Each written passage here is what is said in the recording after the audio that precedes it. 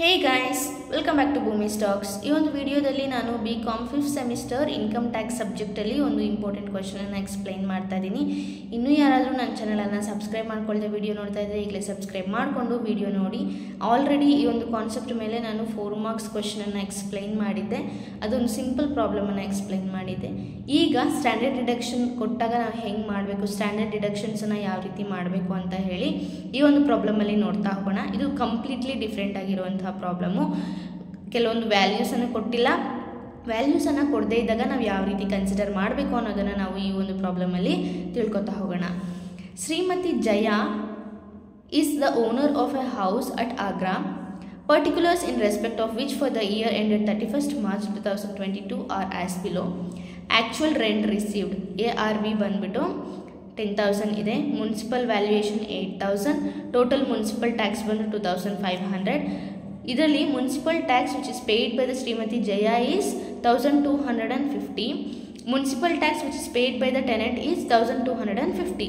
ಇದರಲ್ಲಿ ನಾವು municipal tax which is pay by the owner ಅಂತಂದರೆ ಮಿಸ್ ಜಯಾ ಅವರು ಏನನ್ನು ಶ್ರೀಮತಿ ಜಯಾ ಅವರು ಎಷ್ಟು ಪೇ ಮಾಡಿದ್ದಾರೆ ಅದನ್ನು ಮಾತ್ರ ನಾವು ಕನ್ಸಿಡರ್ ಮಾಡಬೇಕು. ಟೆನೆಂಟ್ ಪೇ ಮಾಡಿರೋದನ್ನು ನಾವು ಕನ್ಸಿಡರ್ ಮಾಡಲ್ಲ. ಯಾವುದೇ ಪ್ರಾಬ್ಲಮ್ ಆಗಿದ್ರೂ ಓನರ್ ಎಷ್ಟು ಪೇ ಮಾಡಿರ್ತಾನೆ ಅಷ್ಟು ಮಾತ್ರ ಮುನ್ಸಿಪಲ್ ಟ್ಯಾಕ್ಸನ್ನು ನಾವು ಕನ್ಸಿಡರ್ ಮಾಡ್ತೀವಿ. And interest paid during previous year on loan taken for recovering the house is 500. Repair charges 300. Compute her income from house property for the assessing year 2022 to 23. ಇದಿಷ್ಟು question ಆಗಿದೆ. ನಮಗೆ ಇಲ್ಲಿ ಕ್ವೆಶ್ಚನಲ್ಲಿ ನೋಡಿದಾಗ computation of net annual value ಅಲ್ಲಿ ನಮಗೆ ಇವಾಗ FRV ಕೊಟ್ಟಿಲ್ಲ, dash ಹಾಕೋತೀವಿ.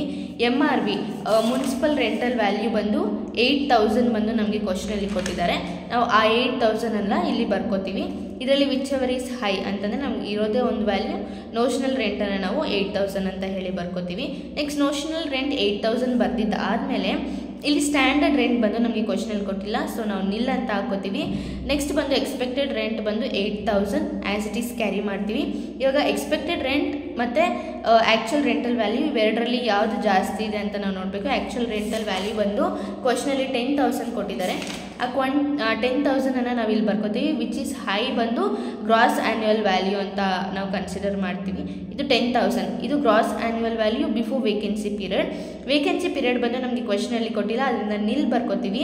Gross annual value after vacancy period ಬಂದು 10,000 ಇರುತ್ತೆ.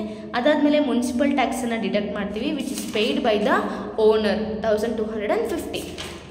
ಅದನ್ನು ನಾವಿಲ್ಲಿ ಬರ್ಕೋತೀವಿ.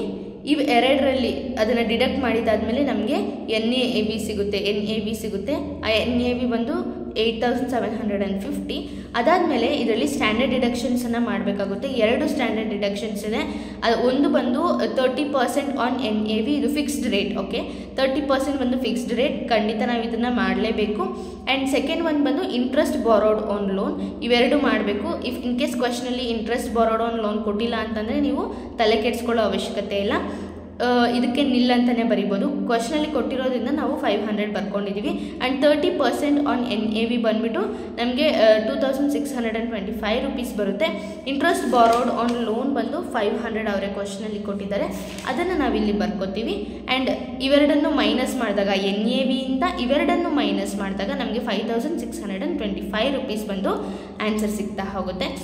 ಇಷ್ಟು ಬಂದುಬಿಟ್ಟು ಈ ಒಂದು ಸ್ಟ್ಯಾಂಡರ್ಡ್ ಡಿಡಕ್ಷನ್ ಕೊಟ್ಟಾಗ ಯಾವ ರೀತಿ ಮಾಡಬೇಕು, ಸ್ಟ್ಯಾಂಡರ್ಡ್ ಡಿಡಕ್ಷನನ್ನು ಯಾವ ರೀತಿ ಮಾಡಬೇಕು ಅನ್ನೋದು ನಮಗೆ ಗೊತ್ತಾಗುತ್ತೆ. ಸ್ಟ್ಯಾಂಡರ್ಡ್ ಡಿಡಕ್ಷನಲ್ಲಿ 2 ಕಂಡೀಷನ್ಸ್ ಇರೋದು. ಒಂದು ಫಿಕ್ಸ್ಡ್ ರೇಟ್ 30% ಬಂದು NAVಯಿಂದ ಡಿಡಕ್ಟ್ ಮಾಡಬೇಕು, and interest borrowed on loan ಬಂದು ಇದು ಮಾಡಬೇಕು. ಇದು ಸ್ಟ್ಯಾಂಡರ್ಡ್ ಡಿಡಕ್ಷನ್ಸಲ್ಲಿ ಇರುವಂಥ 2 ರೂಲ್ ಆಗಿದೆ. ಇದನ್ನು ಚೆನ್ನಾಗಿ ನೆನಪಲ್ಲಿ ಇಟ್ಕೊಳ್ಳಿ. ಆ್ಯಂಡ್ ಈ ಒಂದು ವಿಡಿಯೋ ಇಷ್ಟೇ. Thank you so much for watching this video. If you like the video, please do like, comment, share, and don't forget to subscribe my channel. Let's meet in our next video. Until then, bye bye.